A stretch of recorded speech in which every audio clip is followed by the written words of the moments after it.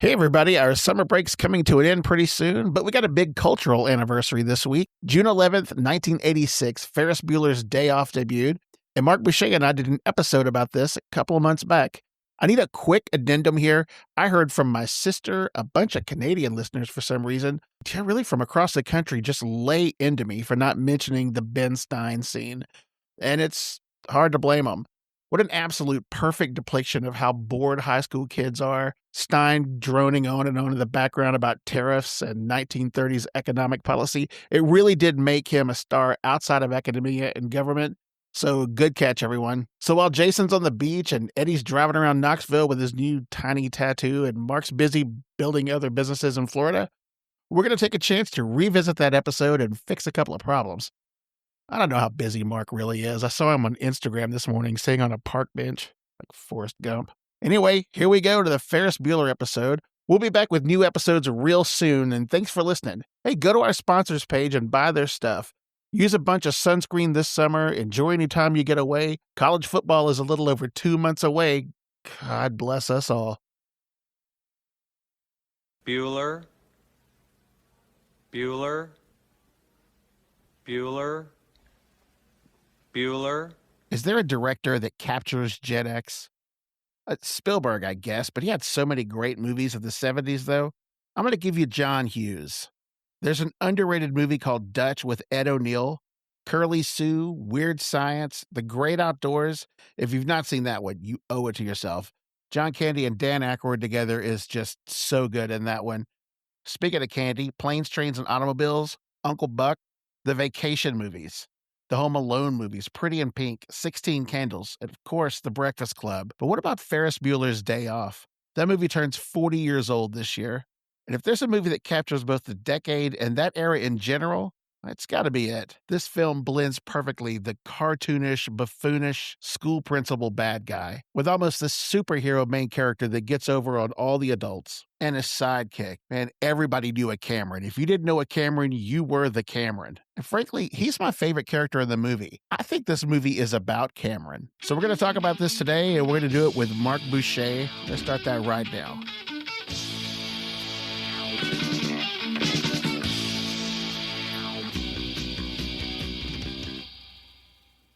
Welcome in, Mark. Hello, Scott. How you doing?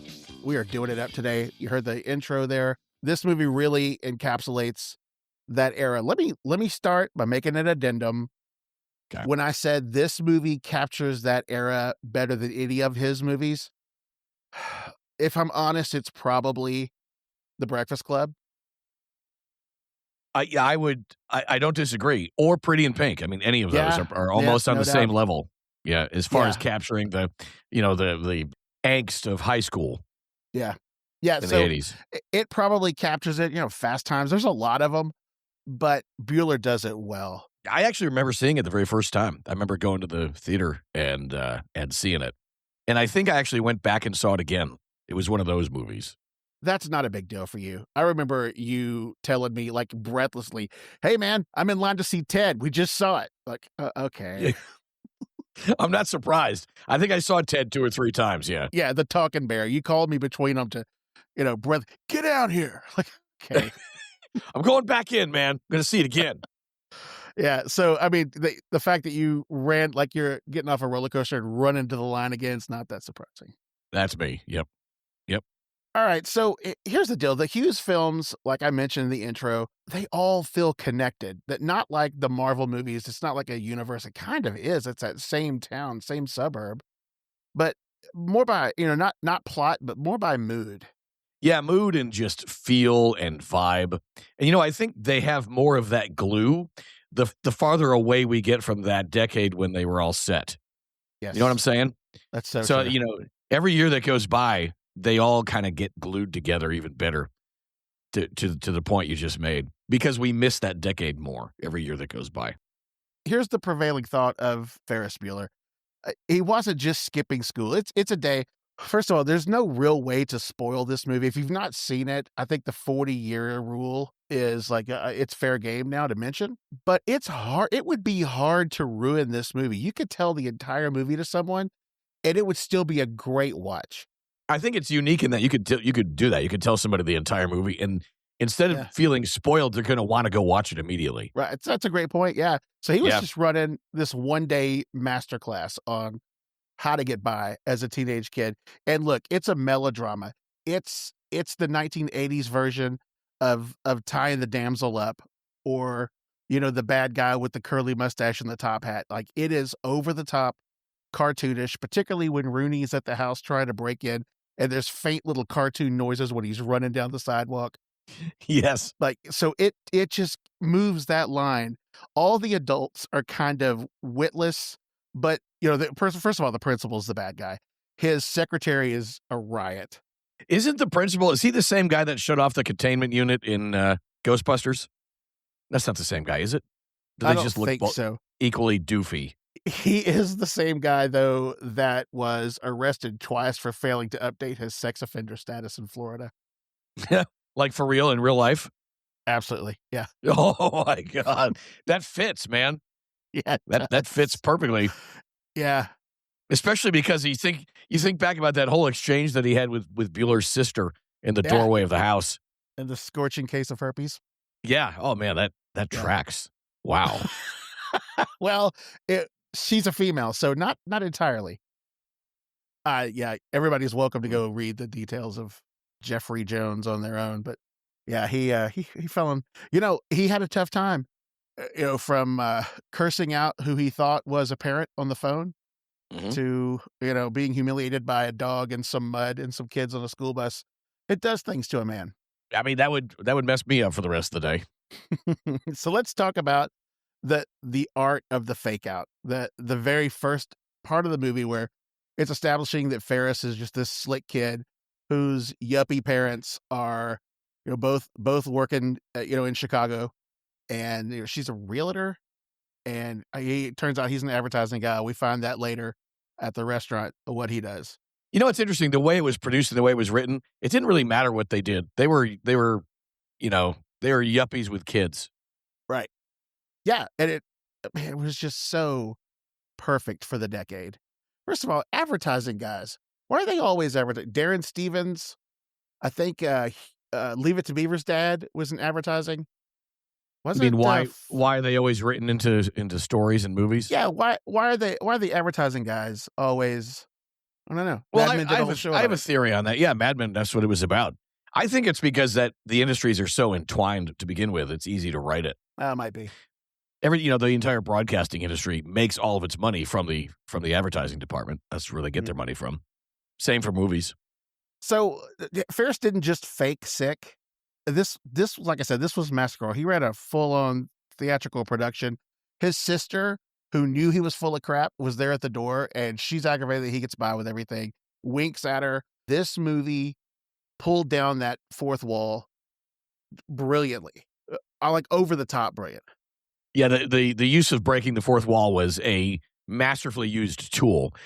But I think part of the reason why that hit home so well is because staying home from school was an art that we all practiced. Right. That wasn't something that we all wished we could do. We all did it. Do you ever have attempts where you did that, where it worked? Oh yeah, I remember.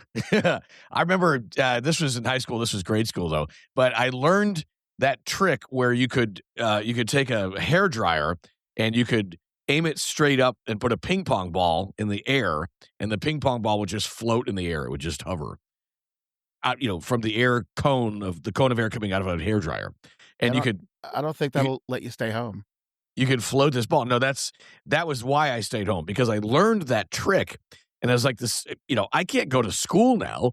I need to stay home and do that all day. Oh my Lord. I need to.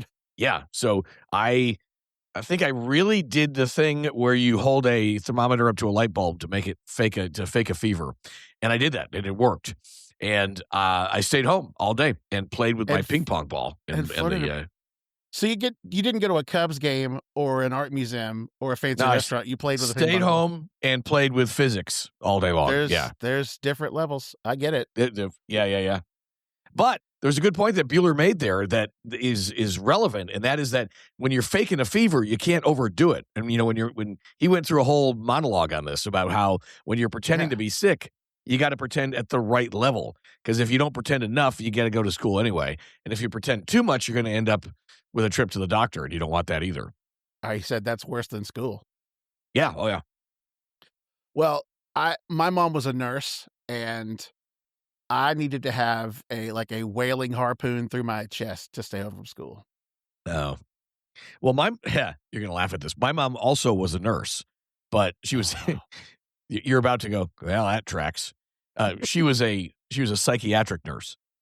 Okay. Yeah. Go ahead, say it.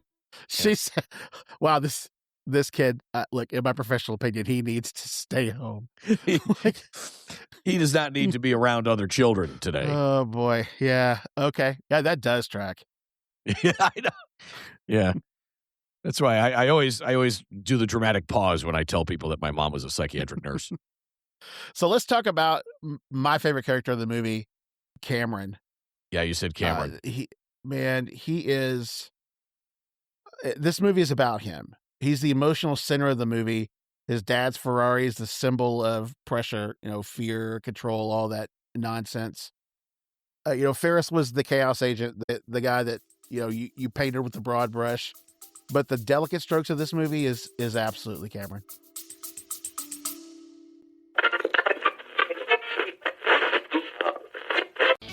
If you grew up when we did, chances are your best memories are sitting on a VHS tape somewhere. Birthday parties, family reunions, even that first camcorder Christmas morning. But those tapes don't last forever. That's where the Digitized Center comes in. They convert your old VHS tapes, camcorder tapes, reel-to-reels, photos, slides, smoke signals into high-quality digital files, so you can actually watch them again and again and share them with the people who matter. Don't let those moments fade away in a box in the attic. Not the people, the milestones, not the memories. Head over to thedigitizedcenter.com, check out thousands of 5-star reviews, and make the call to preserve your story. Use promo code FREENIGHTS for 60% off your order. That's FREENIGHTS for 60% off. Bring those memories back to life before they're gone for good. I completely agree. I agree with all your reasons for that. You know who my favorite character in the movie was? The waiter? Charlie Sheen. Oh, yeah. Yeah. That was he had a a 3-minute, at the very end. 3-minute part, maybe. No, that was wasn't even the very end. I think it was more like maybe 2/3 of the way through. But he was in the police station when, yeah. But his delivery of playing the drugged out junkie was just absolutely spot on. And that part needed to be in there. Right. He was a micro love interest for his sister. So every Gen X kid thought, there's no way this ends well. There's a little bit of anxiety, Cameron-style anxiety, with all of us when we saw that, the absolute just defiance of his dad there. First of all, let's talk about Cameron. When that scene when they're at the art museum, which really the movie turned at this point. It did. It got a little bit more serious. It got I don't want to say dark, but dim. Yeah. A little bit. When he's a little tiny bit. The Sunday afternoon painting that he looks at, what was it? Oh boy. I don't know who did that. It was a pointillist painting. The young girl in the museum, he looks closer and closer at it. And it goes back to his face. And then it looks at this little girl who's holding her parents' hand and in this serene, paradise at this lake. Yeah. And Frye's face, man, he just looks at this kid like, and that's what I'm missing. That's what I don't have. It goes closer and closer to it to where you can't even tell what it is, just brushstrokes on the canvas. Yeah. And it's just so good. Also, if you'll notice briefly, they flash a scene with Nighthawks. The painting from the 40s that it's that cafe at night where people are just sitting at the counter. When they're in the diner? Yes. I know the painting you're talking about. Yes, it's just so lonely and everybody doing their own. And there's a couple of guys in there drinking coffee and another dude by himself. And it's not a focal point of the movie or that scene rather, but it shows it like that. That is a picture of solitude, which is what Cameron was going through in his own home. Yeah. Yeah. So good. Yeah. And we all everybody that we either us or we knew somebody first generation, first step away from us that had a family life like that. We could all relate to that. Yep, Even if it wasn't that's us, true. it was our best friend. Yeah. So let's talk about the other star of the show, the 61 Ferrari GT.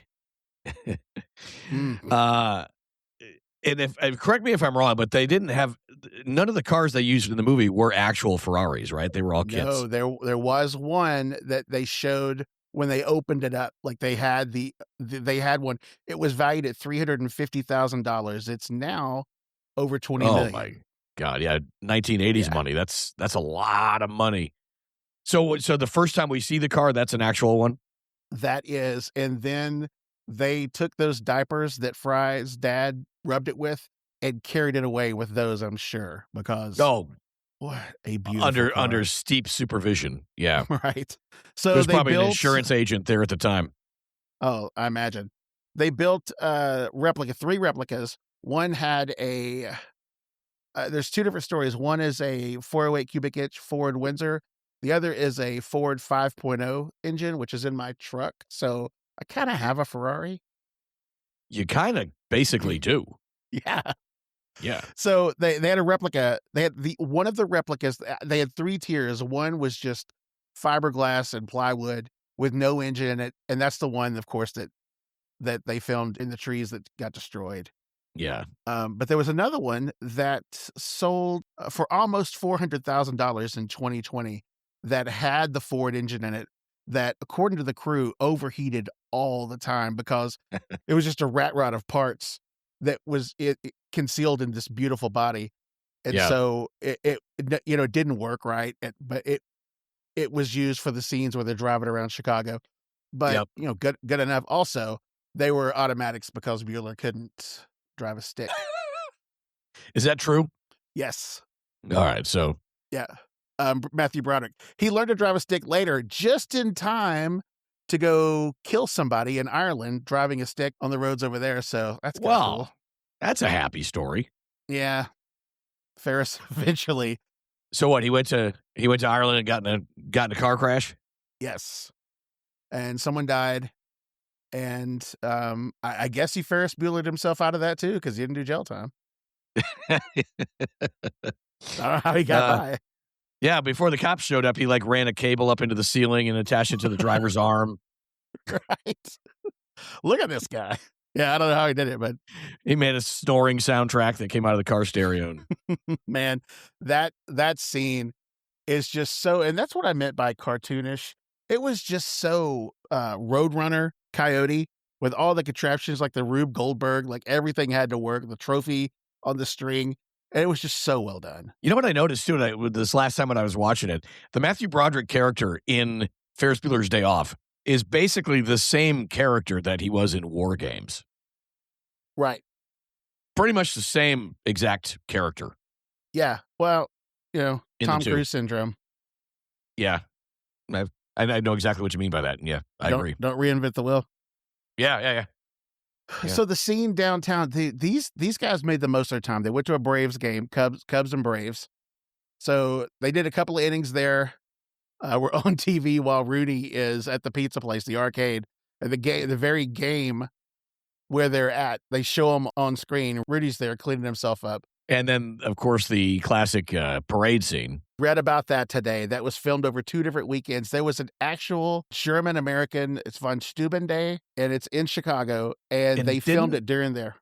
Didn't they get in some kind of flack because they didn't have permission to film or something? I don't remember. I heard something about that. Yeah, I've heard 2 different accounts of that. One is that float was just added in without any kind of permit or anything, which kind of sounds very Ferris-y, that probably didn't happen. But by the same token, it was obviously choreographed because he had the girls surrounding him, and there was that one scene where he came up from behind all the German girls that were up on the float, right, singing Dr. Twist Shane? and Shout. Yeah, it was Dr. Shane. Yeah. Well, Dr. Shane first, and then Twist and Shout. Yeah. Yeah, so I read about that. It was the first day of shooting the existing crowds for the actual parade. The second was used together. They had 10,000 volunteers who responded to local radio calls to come out. They choreographed that whole routine. And oh, wow. Man, it's flawless.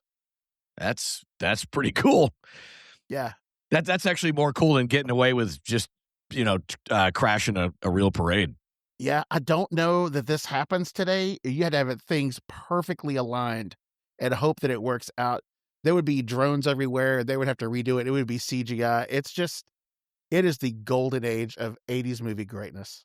Yep. That's an interesting point, too, about the CGI, because you couldn't make a movie. Like, if they tried to make Ferris Bueller today with today's technology, it wouldn't be as good. So let's talk about a couple of things that really stand out to me. First of all, the character of Rooney's secretary is just so good. She's not a major character, but she's got that perky upper Midwest kind of restaurant. They think he's a righteous dude. It's just so good.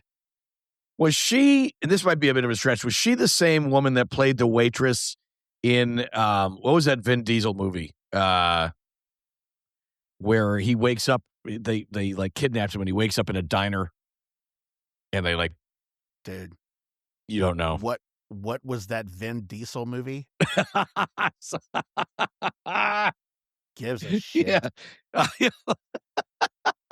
The second I said that just now, I realized it was somebody listening right now is driving their car going, yes, it was. That was the same waitress from that Vin Diesel movie. She is just so good. When she said, when he cusses out the dad, it's not the dad, but he thinks it's the dad. And then the secretary says, do you still want to, do you still want to, like, and then the look he gives her. Yeah. Like, oh my God, it's just so funny. Yeah, you just go ahead and produce a corpse and right. Yeah. We'll let her go home. So oh my gosh. And the silliness of it when he's running down the hallway and he slows down for every doorway window. Just so the kids walk by the classrooms. Yeah. Losing his mind, yes. And he runs, stops, runs. The house break-in was just absolute full-on Warner Brothers cartoon logic. He goes to the dog door, the dog's there, he loses his shoe, and he just rips his pants. He's just having a rough time. And the sister's home as well. Right. And they scare each other in the kitchen. And that was a great scene too. That looked absolutely genuine when they scared each other. Yes. Yeah, the dog attack, the mud. And, Rooney didn't lose to Ferris, man. He just lost the concept of joy. He lost his mind on a quest to catch this kid.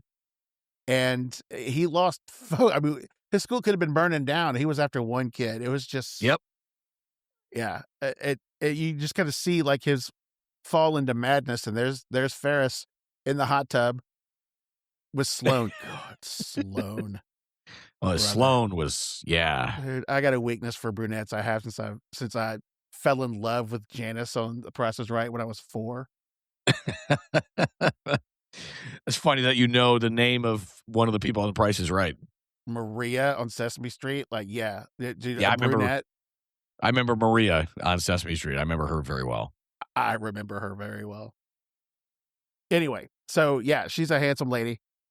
That's why it works. You feel like you're part of it. Like it certainly had an audience. It was a teenage audience. So the protagonist of the movie, like we said, is Frye. He's got his hands in his pockets talking to the hero's girlfriend. They're going to different colleges very soon. They seem like they're lifelong buddies. Mm-hmm. And it's sad. There's a crescendo coming to that. And Frye's been under his dad's thumb his whole life. I kind of fantasize. I wish I'd had a couple of conversations with my dad growing up. It wouldn't have been wrecking Dad's Ferrari, because Mick Herndon, the old cotton farmer from Mississippi, certainly had a Ferrari. You keep saying Frye. You mean Cameron? Yeah, it's his last name. Oh, is Cameron Frye? Yeah. All right. You want a little trivia nugget? Yeah. Hit me.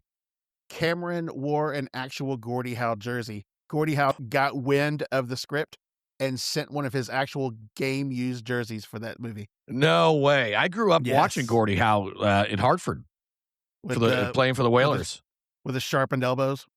Yeah. And he played with his son on the same team for a while, with Mark Howe. Well, that's pretty cool. So is he wearing that jersey in the movie? Yes. Oh, I didn't catch that. I did not catch that. I would have freaked out if I noticed that, because Like literally used to drive into Hartford with my parents when I was a kid and watch the Hartford Whalers play. What a great memory. Yeah. Yeah, they couldn't pull this off today. Ferris would have millions of followers on some kind of social media, sponsorships, beret sponsorship. A beret sponsorship, man. Let's talk a minute about how this movie still works. And it really does. A lot of those 80s movies, Weird Science is goofy, but it's a check your brain at the door kind of movie anyway. And it was advertised as that. One Crazy Summer, all those 80s teen movies, which I still think are really good. This one, man, this one hits the fourth wall where he talks to you from the shower, the cool little ending, after the credits, Ferris talks to you again, like, go home. Like, every bit of this thing works. That must have been one of the first movies where they did that at the end of the after the credits. Marvel does it after every movie. I didn't know that. Yeah. I don't know. Wouldn't be surprised if they invented that or that. I mean, that started back in that era. Yeah, I think it was just, keeping the theme of talking to the audience. And look, the character is very aware he's in a movie the whole time. He brings the audience into it in a way that isn't campy and isn't goofy. It's like I said, it holds up. All right. What's the lesson of the movie? Ferris is almost superhuman in this. Believe in yourself, blah, blah, confidence. I get it. Everybody knew one of those dudes. I knew one. The lesson of the movie is don't wait for permission to enjoy being alive. Boy. Save Ferris. Save Ferris. I don't trust this kid any further than I can throw him. Well, with your bad knee, Ed, you shouldn't throw anybody. It's true. What is so dangerous about a character like Ferris Bueller is he gives good kids bad ideas. Oh, well, he's very popular, Ed. The sportos, the motorheads, geeks, sluts, bloods, wastoids, dweebies, dickheads, they all adore him. They think he's a righteous dude. I spent probably an hour this week on Baby Jessica. Remember the chick in the well? Of course. Well, it turns out she caught herself some domestic violence charges this week. And I thought, that's our show. We got to do a show. And I thought, I worked on it. I can't get 30 minutes out of some kid that fell in a well. So here we are. Yeah, I'm trying to think of something funny, and I got nothing. I mean, it's kind of funny that she's back in the news. Oh my God, what did she fall into this time? Oh no, she beat her boyfriend's, I don't know, beat her something's up, her domestic partner. And it looks like a couple of miles away from the very hole that first got her fame. So she's not a big traveler. No, she's still right there, that little town in Texas. Damn. That's all I could get. Honestly, I really tried. I tried my best to come up with a Baby Jessica episode. And, she did fall in a well. And I remember, my God, man, it was on every newscast. She was there for like 40 something hours. And it was wall to wall Baby Jessica. I don't know if it was summer practices. I don't know when it was, but I was getting my ankle taped up before practice. And that they had the news station on. And they gave an update.